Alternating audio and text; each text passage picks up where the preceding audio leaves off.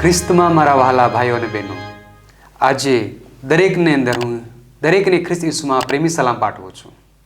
હું પાસ્ટર રવિન્દ્ર ગામિત આજે ફરી એકવાર તમને નવા સાબાસાના પાઠના અધ્યયનમાં ફરીવાર આવકાર કરું છું.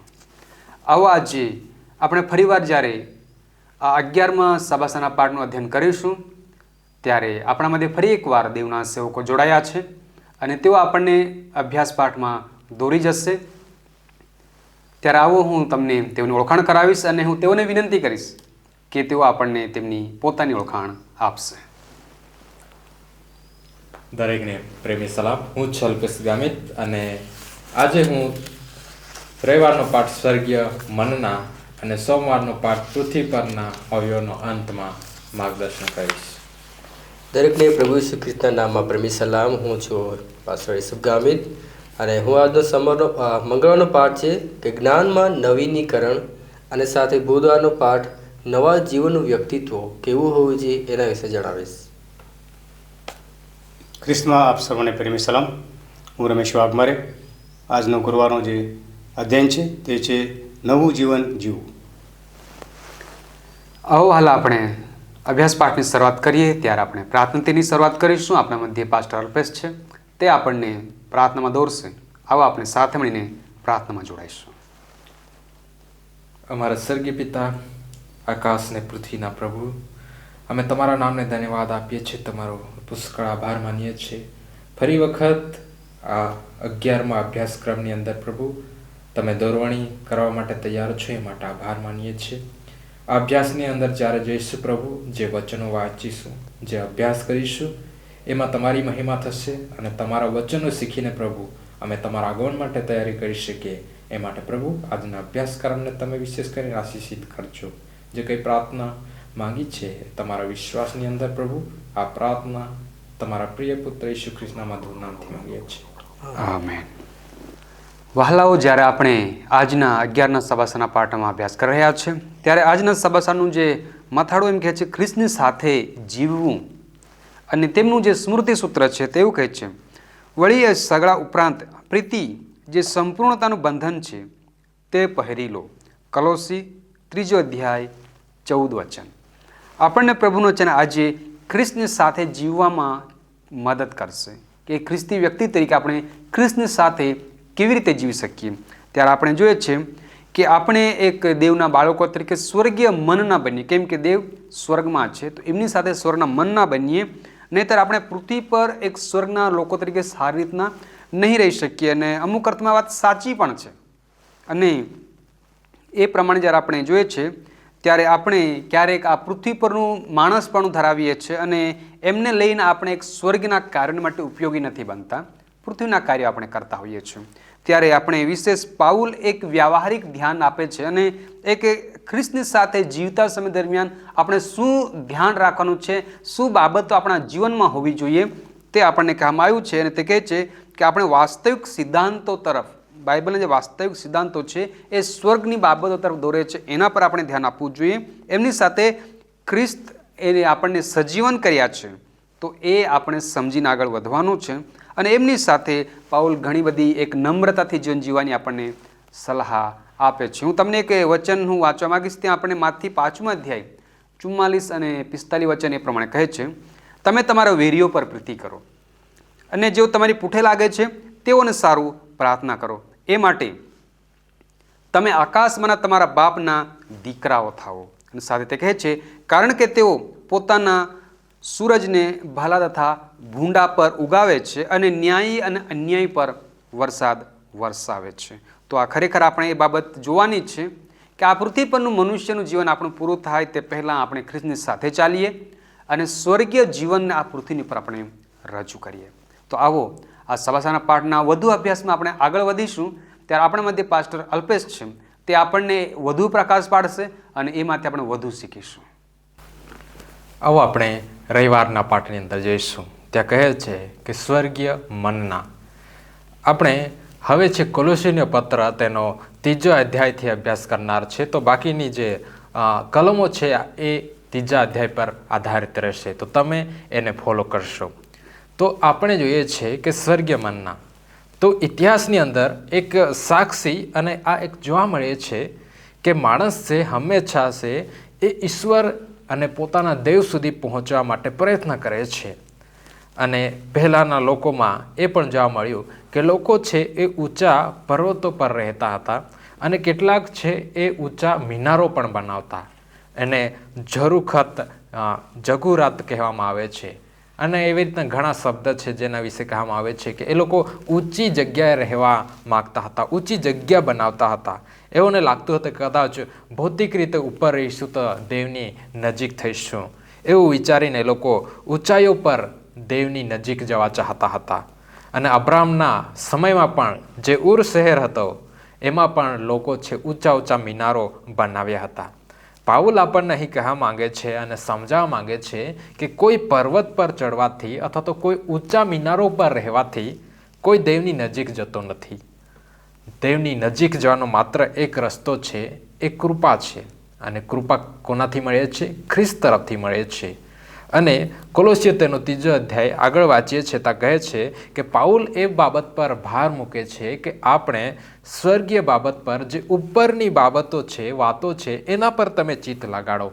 અહીં શબ્દ આપણે ધ્યાનથી જોવા પડશે. એ કહે છે કે ઉપરની વાતો શોધો. જે ઉપર એટલે કે સ્વર્ગીય બાબતો છે એના વિશે તમે વિચાર કરો કે જ્યાં ખ્રિસ્ત છે, જ્યાં ખ્રિસ્ત દેવની સાથે છે એનો તમે વિચાર કરો. એ બાબતો પર તમારું મન લગાડો કહે છે.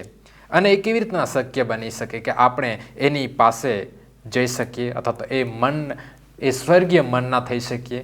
તો એ શક્ય બને છે બાપ્તિસ્મા, કે જ્યારે આપણે ઈસુ ખ્રિસ્તને સ્વીકારીએ છીએ અને એને આપણો તારણહાર અને પ્રભુ તરીકે બાપ્તિસ્માની અંદર સ્વીકારીએ છીએ ત્યારે આપણે છે એની સાથે મૃત્યુ પામીએ છીએ અને પાછા ઉઠીએ ત્યારે ખ્રિસ્તમાં ઉઠીએ છીએ. એનો મતલબ એ છે કે ખ્રિસ્ત જે સ્વર્ગમાં છે એની સાથે પણ આપણે ઉઠ્યા છે અને ત્યારે છે આપણે એના સજીવન થઈ છે.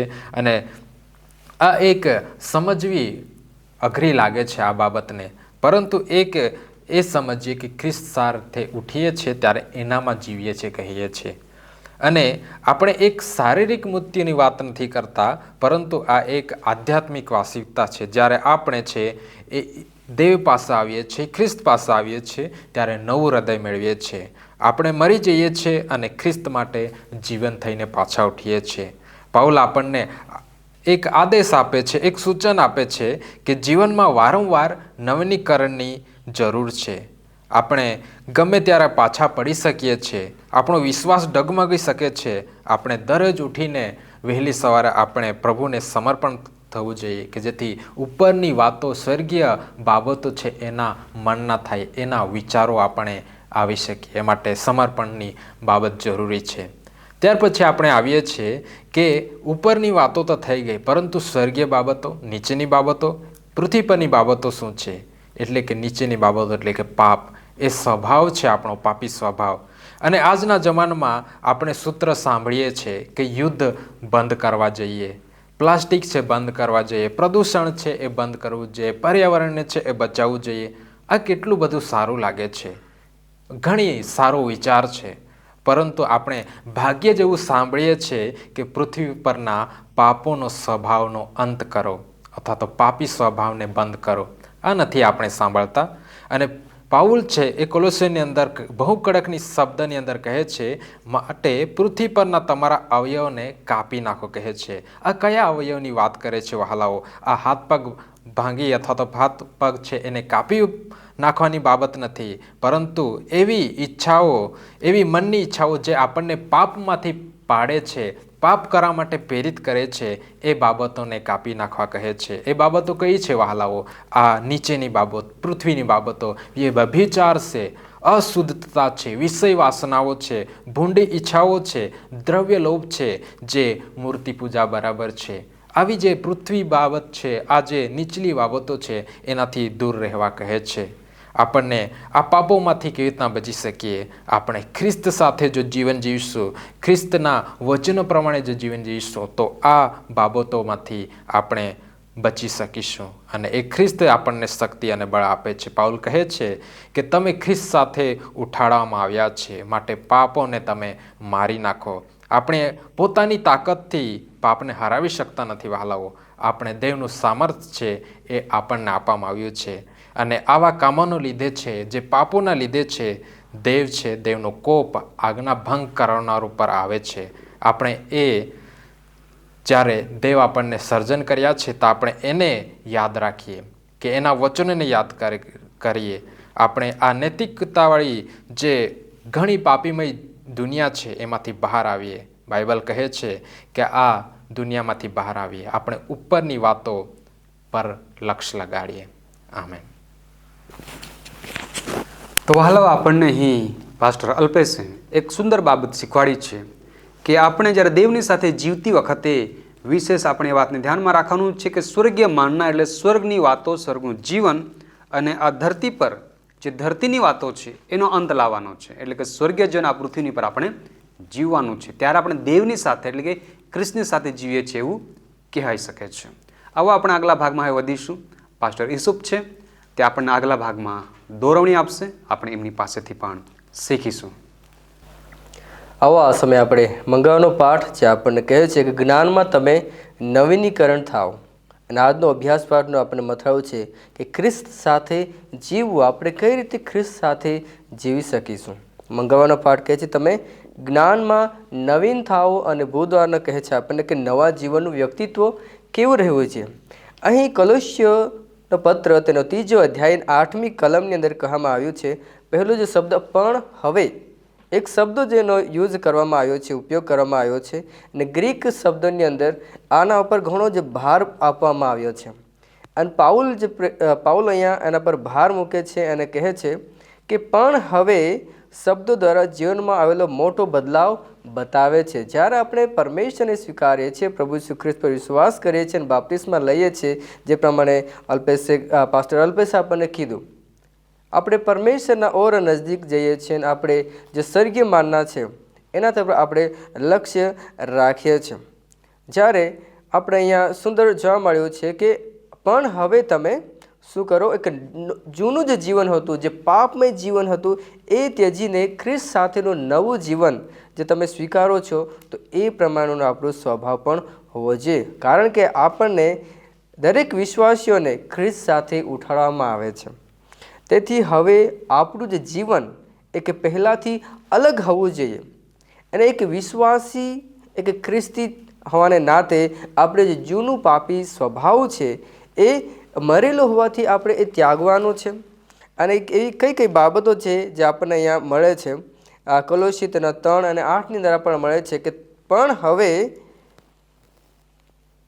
તમારે આવી બધી વાતોથી છુટકારો મેળવવો જોઈએ, જેમ કે ક્રોધ, અદાવત, રીસ, દ્વેષ, નિંદા અને તમારા મોંમાંથી નીકળતા હરેક ભીમસ્વ વચનો જે છે, ખરાબ બાબતો છે, જે આપણે ત્યાગવા માટે આપણને દેવનું વચન કહે છે. અને સાથે બીજી બાબતો પણ કહે છે કે બીજાનું ખરાબ ઈચ્છવું, કે બીજાને બદનામ કરવું, કે અપશબ્દ, અશ્લીલ ભાષા, એકબીજાનું જૂઠું બોલવું, એવી દરેક એવી બાબતો છે, એ બાબતો પરમેશ્વરના વચન આપણે ત્યાગવા માટે કહે છે. અને કેમ કે એ દરેક બાબતો ખતરનાક છે. અને સાથે ક્રોધ વિશે પણ બાઇબલનું વચન જણાવે છે, યાકૂબ તેનો 1 અધ્યાય અને 19 અને 20ની અંદર.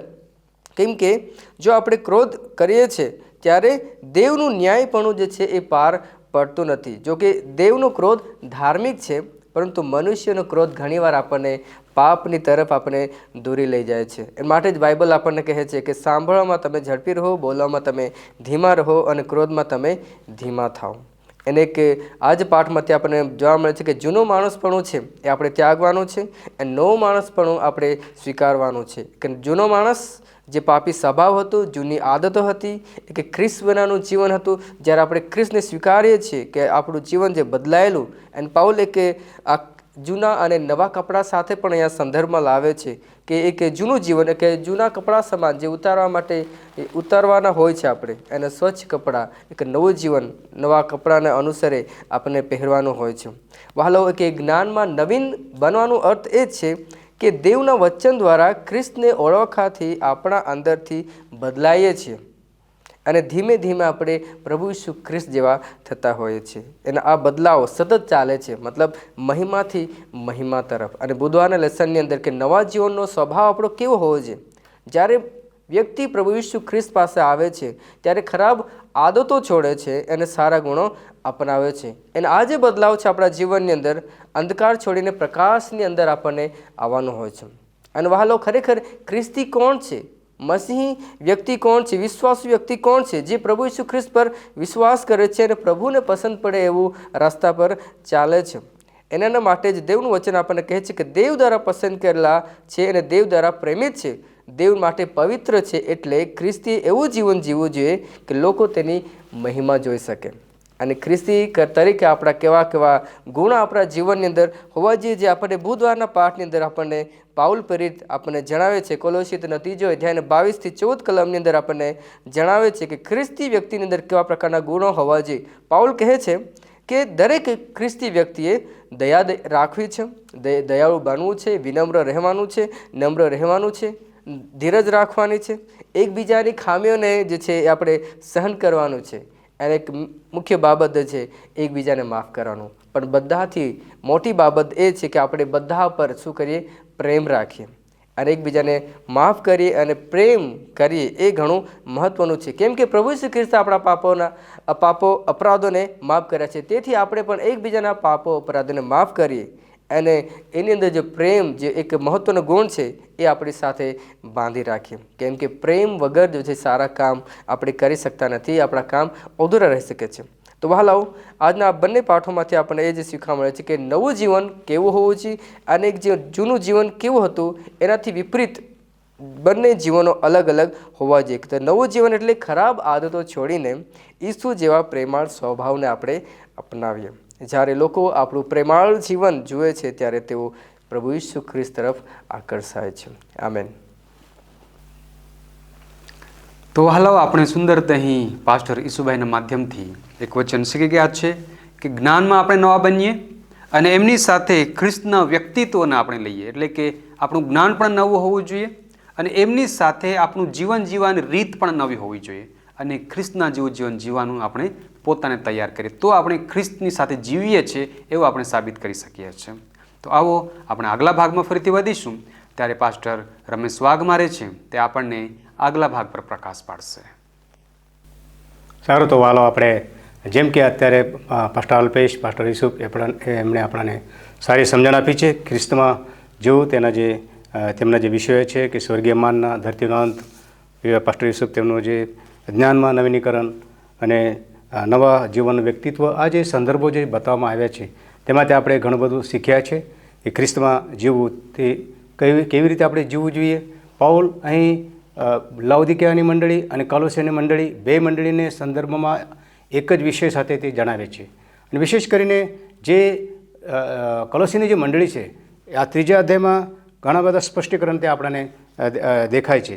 અને એમાં ખાસ કરીને જ્યારે અમે પાઉલનું જે સિદ્ધાંત છે મંડળીને શું શીખવાડવાનું અને મંડળી વિશે જે કંઈ કમજોરી હોય મંડળીમાં કે જે શીખવાડવાની જરૂરત છે, આજે અમને શાની જરૂરત છે ખ્રિસ્તમાં જીવન જીવવા માટે, ખ્રિસ્તમાં જીવવું, તો તેનાથી શું ફોર્મ્યુલા, એના શું ચાવીરૂપ છે તે આપણે જોઈ રહ્યા છીએ. અહીંયા 3 અધ્યાય કોલોસીના પત્ર, તેનો 3 અધ્યાય 16-17 વચનમાં ત્યાં આપણને જોવા મળે છે કે ખ્રિસ્તની વાત સર્વજ્ઞાનમાં પુષ્કળતાથી તમારામાં રહે.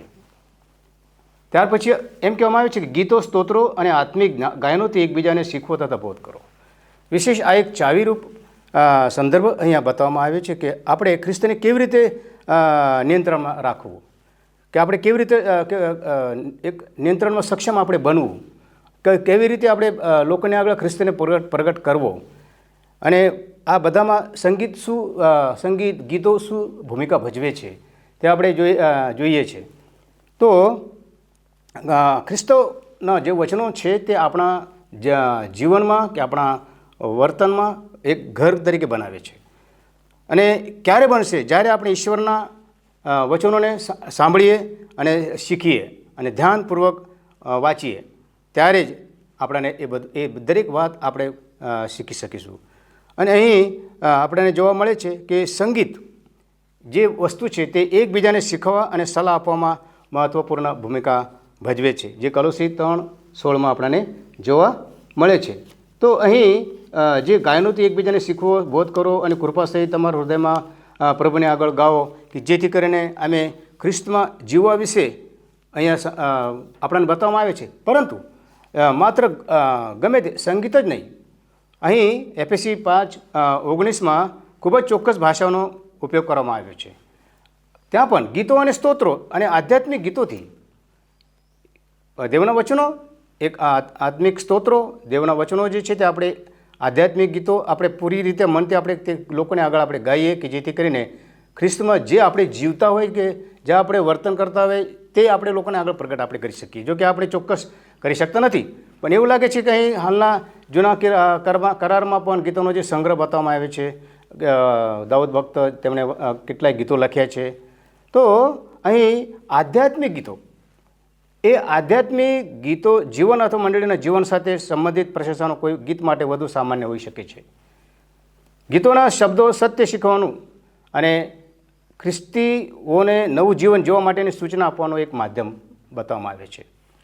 કેટલીક સદીઓના ઘણા મહાન ગીતોમાં આશા અને ખાતરીના શક્તિશાળી સંદેશાઓ છે, જે આપણને સહેલાઈથી પોતા તરફ ખેંચે છે અને દુનિયામાં પણ એ બાબતો જરૂરી છે. હવે જ્યારે કે સંગીતનો પ્રભાવ શક્તિશાળી છે. દાઉદે જ્યારે શાઉલ માટે આપણે પહેલો શમુએલ તેનો જે 16મો અધ્યાય છે 23 વચનમાં, ત્યાં પણ આપણે જોઈએ છીએ કે જે દાઉદ રાજે જે વીણા વગાડી તેથી શાઉલ પર એક સારી અસર પડી છે. ત્યાં તમે પહેલો શમુએલ 16 અધ્યાય 23 વચનમાં વાંચો ત્યાં આપણને જોવા મળશે. પરંતુ જ્યારે દાઉદે તેની વિરોધ બન્યો ત્યારે શાઉલનો ગુસ્સો અને રોષ ચડ્યો. પહેલો શમુએલ 18 અધ્યાય અને 10-11માં ત્યાં જોવા મળે છે. એટલે કે પ્રભુના ગીતો સ્તોત્રોથી લોકો પર એક સુખદ અસર પડી શકે છે. લોકોનું પરિવર્તન થઈ શકે છે. તમારા ગીતોથી, તમારા સંગીતોથી, તમારા આધ્યાત્મિક વચનોથી લોકો પર એક એવી અસર પડી શકે છે. તો આપણામાંથી કોણ જાણતું નથી કે સંગીતની સારી કે ખરાબ અસર આપણી લાગણીઓ અને વિચાર પર પરિણામ પડી શકે છે. તો સાચું સંગીત આધ્યાત્મિક રીતે એક ઉત્તેજન આપી શકે છે. તો આપણે કલોસી 3:17 વાંચીએ ત્યારે વચનથી કે કાર્યથી જે કંઈ તમે કરો તે સર્વ પ્રભુ ઈસુના નામે કરો અને તે દ્વારા દેવ બાપની આભાર સ્તુતિ કરો. જે કંઈ અમે કરીએ તે અમે પ્રભુ ઈસુ ખ્રિસ્તના નામે આપણે કરીએ. તો આ બધું જ્યારે અમે કરીએ છીએ, આપણામાં કહેવામાં આવે છે કે આપણે જે કંઈ પણ કરીએ બધું પ્રભુ ઈસુના નામે આપણે કરીએ. કેમ કે શું તમે ખરેખર કહી શકો છો કે તમે કરો છો? અમે કરીએ છીએ પ્રભુ ઈસુ ખ્રિસ્તના નામે. જ્યારે અમે આ પ્રભુ ઈસુ ખ્રિસ્તના નામે કરીએ છીએ, ગીતો ગાઈએ છીએ, સ્તુતિ આરાધના કરીએ છીએ, તો એ સંગીત થકી અમે કરીએ, એક આધ્યાત્મિક ગાયનો દ્વારા અમે કરીએ. અહીંયા એલન જી વ્હાઇટ કહે છે કે ઉચ્ચ, શુદ્ધ અને ઉમદા જીવનની શક્તિ એ આપણી મહાન જરૂરિયાત છે. અને વિશ્વમાં આપણા વિચારોનો ઘણો ભાગ છે, પણ સ્વર્ગનું સામ્રાજ્ય ખૂબ ઓછું છે. પણ તેમાં પ્રવેશવા માટે આપણે લોકોને વધુને વધુ પ્રવેશવા માટે આપણે પ્રયત્ન કરીએ. પ્રભુ કરે આપ સર્વને આ આશીર્વાદ આપે. આમેન. સારું, હાલ આપણે સુંદર એ બાબત જોઈ ગયા છે. પાસ્ટર વડીલ રમેશભાઈ વાઘમારા તરફથી આપણે જોઈ ગયા કે આપણે એક નવું જીવન જીવી રહ્યા છે ત્યારે ખ્રિસ્તની સાથે જીવીએ છીએ. અને અગર જીવતા સમયે આપણે નવું જીવન જ્યારે જીવીએ છીએ ત્યારે આપણા જીવનની અંદર જે સંગીતનું મહત્ત્વ પણ આપણે જોઈએ છે, એ દેવ માટે આપણે ગાઈએ છીએ. અને વિશેષ આજ એ બાબત આપણા જીવનમાં ઘણી જ ઘર કરી જાય એવી છે. કેમ કે આજના આ જગતનું સંગીત છે તે દેવના માટે નથી, પરંતુ કોઈક બીજાઓને માટે પણ હોઈ શકે છે. માટે આવો આપણે દેવના બાળકો તરીકે આજે એ બાબત સમજ્યા છે કે ખ્રિસ્તની સાથે જીવવામાં આપણે પોતે સ્વર્ગની વચનોને મનન કરીએ, દેવની સાથે ચાલીએ અને દેવના જેવા જીવન આપણે જીવીએ. ત્યારે વિશેષ આ સમય હું આપણા મહેમાનગણનો આભાર માનીશ કે તેઓએ સુંદરતા આપણને આજના સભાસાના પાઠમાં જ્ઞાન પીરસ્યું છે. ચોક્કસ તમે આશીષિત થયા છો એવો હું વિશ્વાસ રાખું છું.